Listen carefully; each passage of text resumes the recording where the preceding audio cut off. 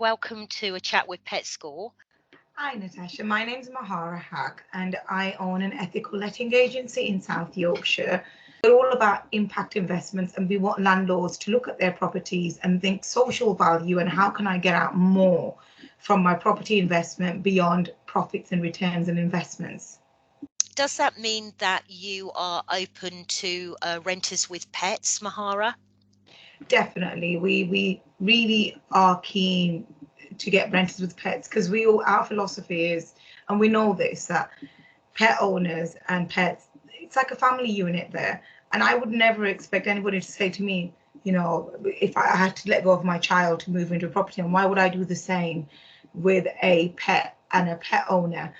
It's hard to break up that family unit, break up that unit. And obviously we do reference in a more lighter touch way. That's why we're really keen to partner with PetsScore, because then we can show the landlords the clear benefits of having a thorough reference system. That's really great to hear. Have you had any recent really great positive experiences with any of your renters with pets? Well, recently we housed a tenant who was having a lot of ordeals with their ex-landlord. And the ex-landlord wanted to sell the property while it was buoyant, and they came to us on a property viewing.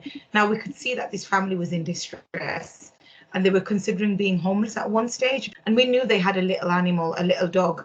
And we took the reference from ex-landlord, and it came back completely fine that these families were very nice. They've been with them for 15 years. They've got a little pet.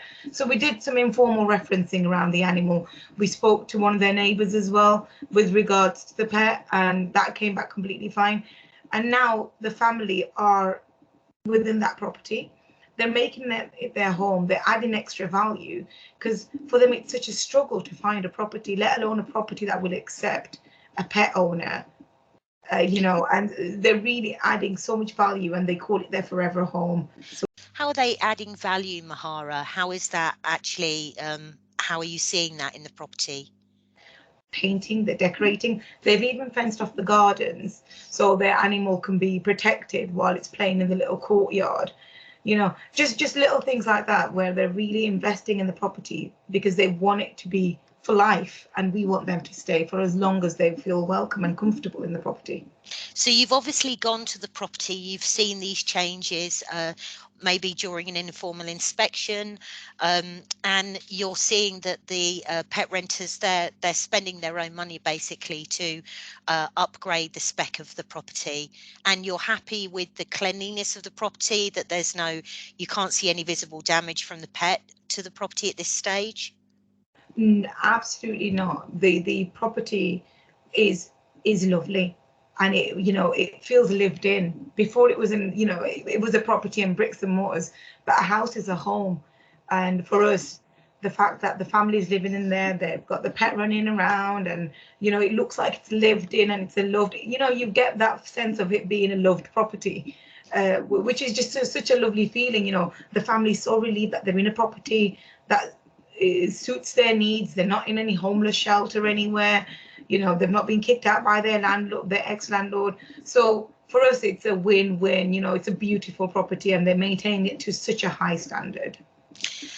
That is so great to hear, and I know there are going to be lots of letting agents and landlords listening to this and kind of actually thinking about that and what a positive experience it is. Can I ask you, when you onboarded this family with their pet, did they agree to pay an extra pet deposit, or are they agreeing to pay any extra little bit of pet rent on top?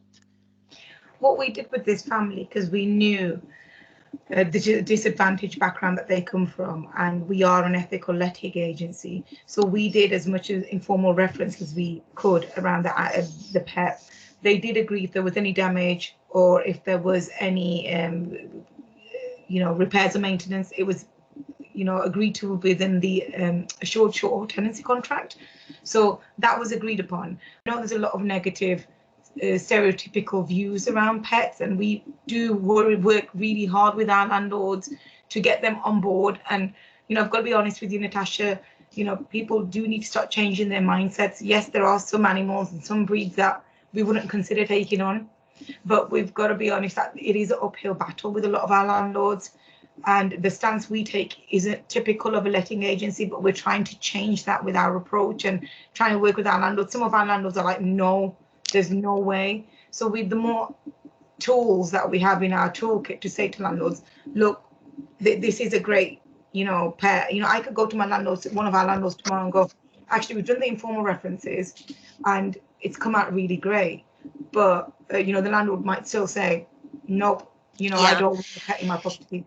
Their landlord's property is their biggest asset, pretty much, and often it's their future pension. There's a lot tied up in it, isn't there? And they're often looking for quite hard data points to be able to really assess the risk of a pet. And I think that the problem we've had previously is our kind of informal reference thing of ringing up someone or getting a piece of paper from someone. It's kind of a little bit soft in terms of its check. It needs to be a bit of a harder data point. So as you know, you and I have talked a lot about the different types of things that are inside a PetsScore, starting right at the top of a PetsScore where there's an overall risk score based on every single piece of referencing data and data we get from the pet owner. And then once you drill down inside a PetsScore, we not only score and reference the pet, we score and reference the pet owner. I think what you're doing is absolutely brilliant. And for anybody listening who's a pet renter, Mahara's My Landlord Cares company, her ethical lettings agency, covers the Yorkshire area. So if you are looking for a rental and you've got a pet, I could not recommend anybody better than Mahara, because you can tell this lady really, really cares. Based on this experience you've just had with this family, does it encourage you to basically do a lot more pet rentals? I think it really does encourage us. And then, as you know, Natasha, personally as well, we've had a new kitten within the family as well. Yeah. Taking on the responsibility of a pet, there's no way that we would be without Sammy. So why would I do that to somebody else? And I will be working really hard. And the way we do that within our company is trying to bring information to life. So you'll see a lot of our case studies on our websites. We'll have pictures of the families with the pets. We won't be hiding the pets. It's better to be upfront about pets than families sneaking them in, because that's what ends up happening within our sector. So I want to be open and upfront with people that we are accommodating, we want to create a change, and let's welcome families with pets. Thank you for sharing that really great story. And again, anyone looking for a rental in Yorkshire and they've got a pet, please go to My Landlord Cares website. Thanks, Mahara. Thank you, Natasha.